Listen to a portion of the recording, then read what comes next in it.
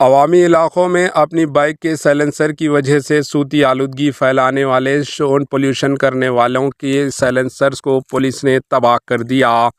Hyderabad police نے bike کے تقریباً 1000 سے تبدیل شدہ سائلنسر جو ساؤنڈ پولیوشن کرتے تھے ان کو ضبط کر کے تباہ کر دیا۔ موٹر وہیکل ایکٹ کے تحت سیکشن 192 میں ترمیم کے مطابق آپ کی موٹر سائیکل پر پریشر ہارن یا ساؤنڈ پولیوشن اور زیادہ ساؤنڈ اور تبدیل شدہ سائلنسر لگوانا صوتی آلودگی ساؤنڈ پولیوشن کا باعث بنتا ہے۔ اس پر 500 روپے تک کا جرمانہ عائد ہوتا ہے اور 10,000 روپے 6 ماہ تک کی قید ہو سکتی ہے۔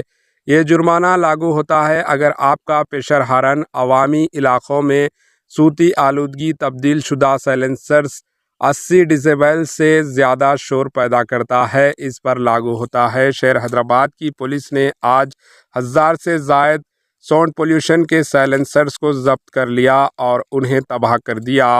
Bureau report AHN news.